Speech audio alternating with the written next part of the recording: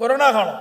நான் ஆட்சி பொறுப்பேற்கின்ற பொழுது பல்வேறு சோதனைகளை சந்தித்தவர். ஒன்று, உள்கட்சி பிரச்சனை. இரண்டாவது, ஆட்சி பொறுப்பேற்றுள்ள கடுமையான வறட்சி. சென்னை மாநகர மக்களுக்கு கூட முழுமையாக குடிநீர் கிடைக்காத ஒரு சூழ்நிலை. வெளி மாவட்டத்திலிருந்து ரயில் மூலமாக தண்ணீரை கொண்டு வந்து நம்முடைய சென்னை மாநகர மக்களுடைய தாகத்தை தீர்க்கக்கூடிய ஒரு குடிநீரை வழங்கிய அரசாங்கம் அதிமுக அரசு.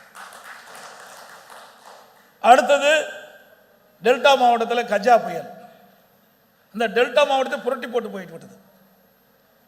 புயலால் கடும் சேதம், விவசாய விளைநிலங்கள் சேதம், பயிர்கள் எல்லாம் தண்ணீரில் முழுகி சேதம் அடைஞ்சிட்டது.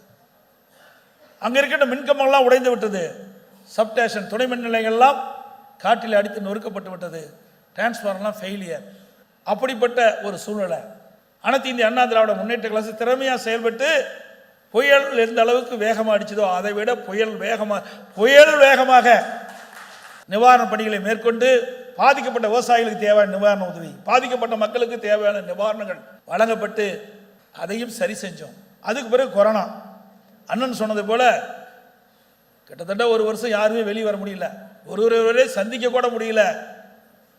அந்த கொரோனா வைரஸ் காற்றிலே பரவுகின்ற எளிதாக மக்களை தாக்கக்கூடிய ஒரு வைரஸ், இதுவரை யாரும் பார்க்காத ஒரு நோய்.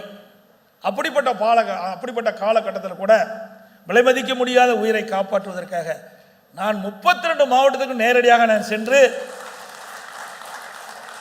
மாவட்ட ஆட்சித்தலைவரோடு தொடர்பு கொண்டு அந்தந்த மாவட்டத்தில் எப்படி கொரோனா வைரஸ் பரவலை தடுக்கப்படுகிறது என்ற கலந்து ஆலோசனை கூட்டத்தை கூட்டி அதில் விவசாய மக்கள், அதோட தொழிற்சாலை சேர்ந்த நிறுவனத்தின் தொழிலாளர்கள்,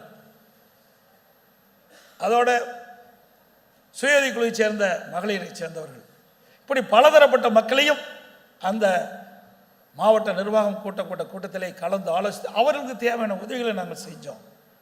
அந்த கொரோனா காலத்தில் கூட விலைவாசி உயரல.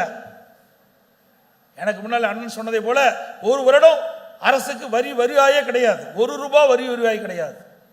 கடைகள் திறக்கல, பெட்ரோல் டீசலில் வர வருமானம் கிடையாது, ஜிஎஸ்டியில் வர வருமானம் கிடையாது, கலாலில் வருமானம் கிடையாது, டாஸ்மாகில் வருமானம் கிடையாது, அதில் பத்திரப்பதிவில் வருமானம் கிடையாது, ரோட் டாக்ஸில் கிடையாது. எதிலையுமே வருவாய் இல்லாமல் ஒரு ஆட்சி. இதை ஒரே அரசாங்கம் அதிமுக அரசாங்கம்.